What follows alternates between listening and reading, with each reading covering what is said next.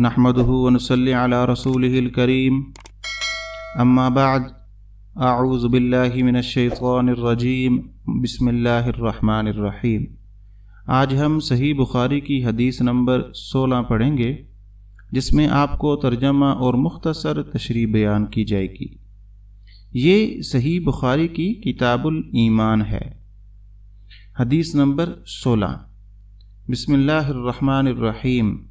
حدثنا محمد بن المثنى قال حدثنا عبد الوهاب الثقفي قال حدثنا أيوب عن أبي قلابة عن أنس رضي الله عنه عن النبي صلی اللہ علیہ وسلم۔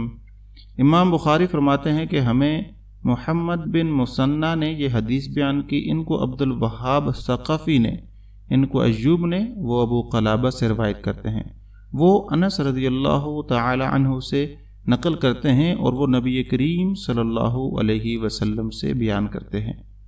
قال ثلاث من کن فیہ وجد حلاوۃ الایمان۔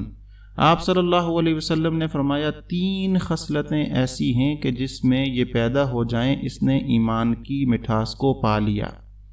ان یکون اللہ وَرَسُولُهُ أَحَبَّ إِلَيْهِ مِمَّا سِوَاهُمَا، اول یہ کہ اللہ اور اس کے رسول اس کے نزدیک سب سے زیادہ محبوب بن جائیں۔ وَأَن يُحِبُّ الْمَرْءَ لَا يُحِبُّهُ إِلَّا لِلَّهِ، دوسرے یہ کہ وہ کسی انسان سے محض اللہ کی رضا کے لیے محبت رکھے۔ وَأَن يَكْرَهَ أَن يَعُودَ فِي الْكُفْرِ كَمَا يَكْرَهُ أَن يُقْذَفَ فِي النَّارِ، اور تیسرے یہ کہ وہ کفر میں واپس لوٹنے کو ایسا برا سمجھے جیسا کہ آگ میں ڈالنے کو برا جانا جاتا ہے۔ ایمان کی حلاوت اور توحید کی بنیاد حدیث میں حلاوت الایمان یعنی ایمان کی مٹھاس کو اللہ اور رسول کی محبت سے جوڑا گیا۔ علامہ ابن حجر نے اس کی تشریح میں بتایا کہ مومن کی ایمانی رغبت کو میٹھی چیز کی طرح تشبیہ دی گئی ہے۔ یہ ایمان کی وہ کیفیت ہے جسے حقیقی ایمان والے محسوس کرتے ہیں۔ مثال کے طور پر بیمار انسان کو میٹھے شہد کا ذائقہ کڑوا محسوس ہوتا ہے۔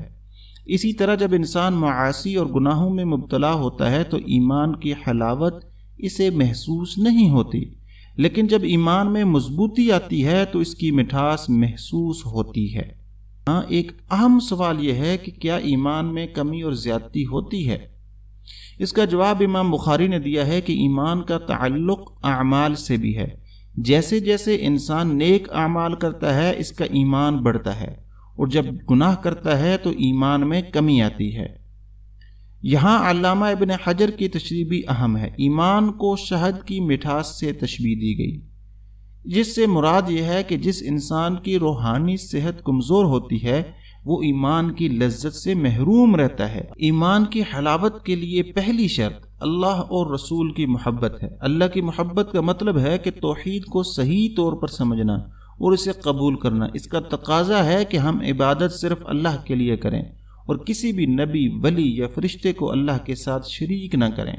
یہاں ایک اور نقطہ اہم ہے کہ شرک ایک ایسا گناہ ہے جس کو اللہ تعالیٰ کبھی معاف نہیں کرے گا، جیسے کہ قرآن میں آیا ہے ان اللہ لا یغفر ان یشرک بہ ویغفر ما دون ذلک لمن یشاء، یعنی بے شک اللہ شرک کو معاف نہیں کرتا، اس کے سوا جس کو چاہے بخش دیتا ہے۔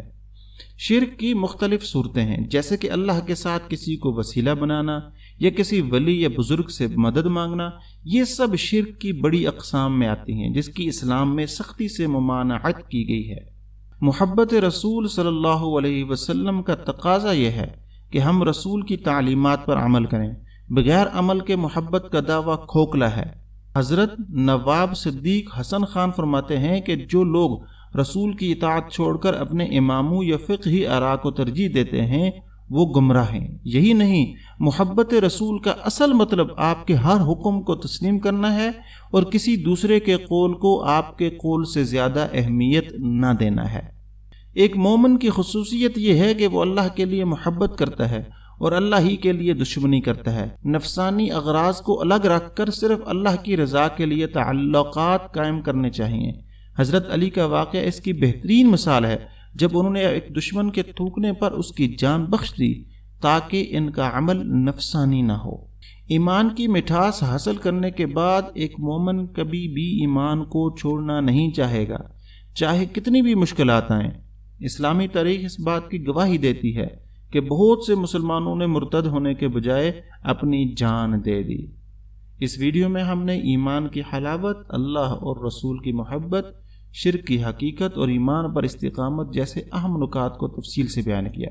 ہمارا ایمان اللہ اور اس کے رسول صلی اللہ علیہ وسلم کی محبت اور اطاعت میں ہے، اور اسی میں ہماری نجات ہے۔